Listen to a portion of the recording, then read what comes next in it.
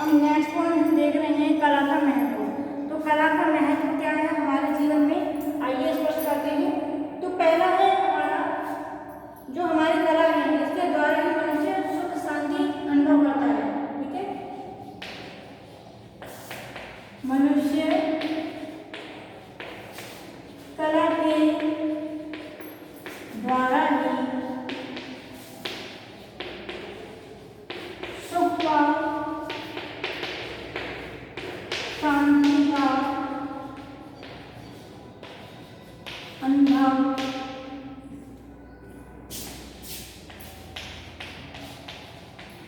करता है। यानी कि कला हमारे जीवन में सुख और शांति दोनों ही प्रदान करती है। किस प्रकार से, जैसे कि आप अपना दैनिक कार्य कर रहे हैं किंतु आप कभी कभी क्या करते हैं, आपने गाना लगा लिया और तब आप कार्य करते हो, आपका कार्य जल्दी भी होगा, आपको इंटरेस्ट भी आएगा कार्य करने में, आपको बोरियत भी नहीं होगी। तो क्या हुआ, यहाँ पर सुख भी मिला और हमें शांति भी मिल गई। जैसे आप कभी आपका मूड खराब है, आपने म्यूजिक सुन लिया, आपने कुछ अच्छी चीज़ें देखी, आपने वो ड्रॉ कर ली, तो इससे हमें क्या होता है, सुख और शांति दोनों ही मिलती है।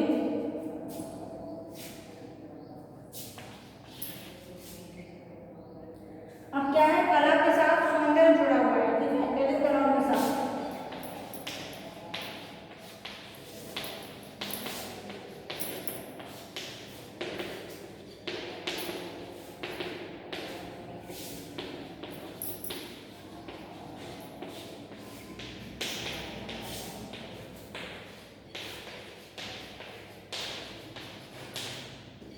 ललित कलाओं के साथ सौंदर्य आवश्यक रूप से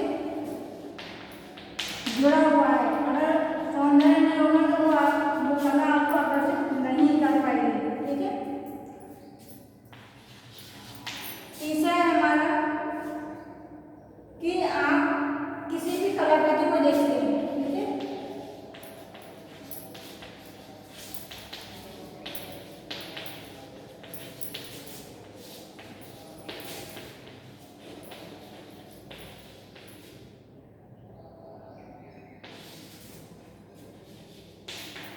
भाव विभोर हो जाता है।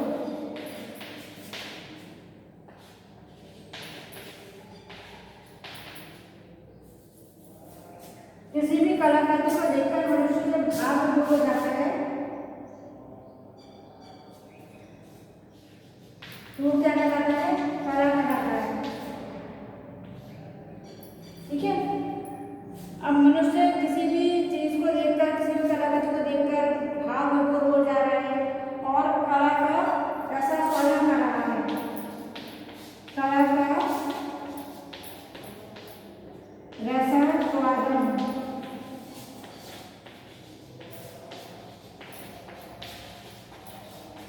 ठीक है, जैसे कि जो मनुष्य है वो किसी भी कलाकृति को देखता है। यानी कि आप म्यूजिक कॉन्सर्ट में गए, बहुत से लोग जाते हैं देखने के लिए, या काव्य पाठ सुनने के लिए जाते हैं, या एग्जीबिशन लगती है पेंटिंग्स की तो पेंटिंग्स देखने जाते हैं, तो वो एक तक देखते ही रह जाते हैं ये कलाकार ने किस सोच के द्वारा बनाया है, इसमें पेंटिंग में क्या दिखाया है, क्या प्रदर्शित करना चाहता है, या ऐसे देशभक्ति के ऊपर अगर पेंटिंग हो तो भाव विभोर हो जाता है, या उसके जीवन से संबंधित, दैनिक जीवन से संबंधित पेंटिंग हो तो भाव विभोर हो जाता है, या फिर संगीत इतना अच्छा हो कि जैसे आध्यात्मिक संगीत हो या क्लासिकल हो तो उसमें इंसान भाव विभोर हो जाता है उसको सुनकर।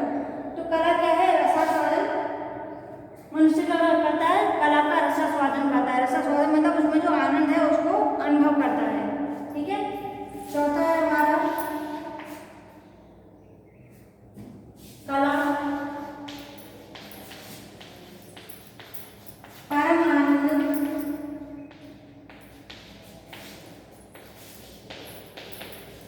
प्रदान करती है।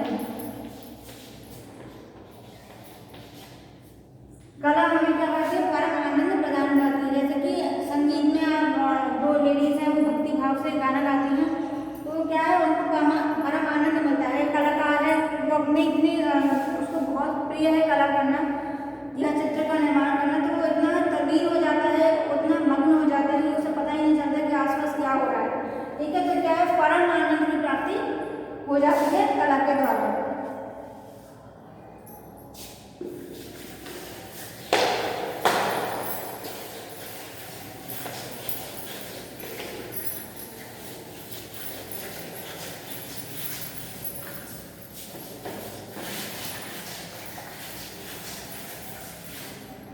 नेक्स्ट हम देखते हैं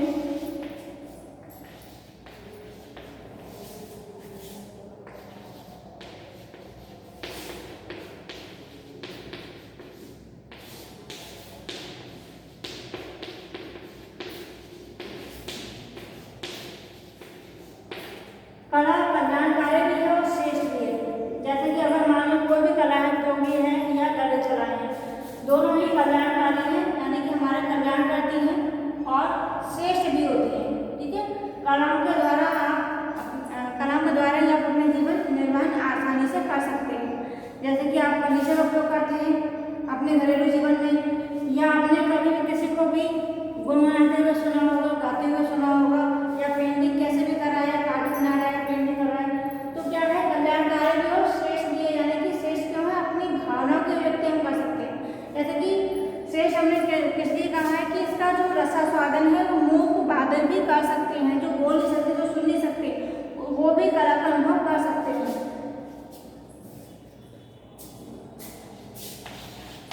छठा आ जाता है हमारा कला के रसास्वादन से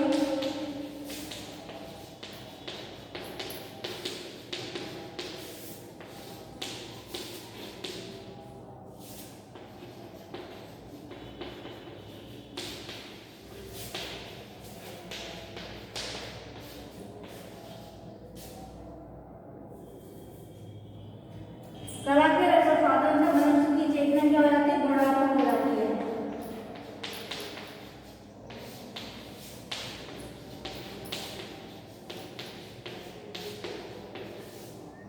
ठीक है, कला के रसास्वादन से मनुष्य की चेतना गुणात्मक हो जाती है।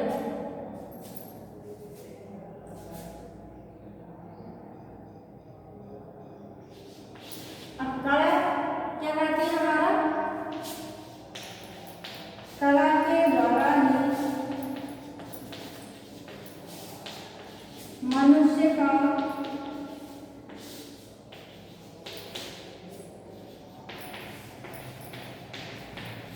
मानसिक विकास, बौद्धिक विकास,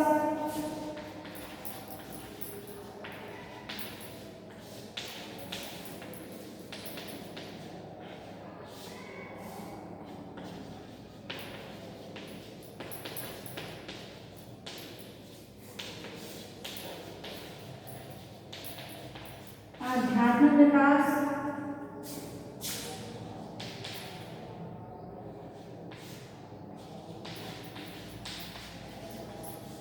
आदि होता है। ठीक है, कला के द्वारा मनुष्य क्या होता है, मानसिक विकास होता है। मानसिक विकास, वो जैसे बच्चा है वो रंग पहचानता है, रंग के माध्यम से वो सोचता है कि कौन सी सब्जी किस प्रकार की है, किस रंग की है, किस आकार की है, तो वो रंगों के माध्यम से देखता है। रंग क्या है, कला का एक बहुत ज़्यादा महत्वपूर्ण अंग है। तो मानसिक विकास होता है, बौद्धिक विकास भी इसके साथ ही है। बौद्धिक विकास मनुष्य का बौद्धिक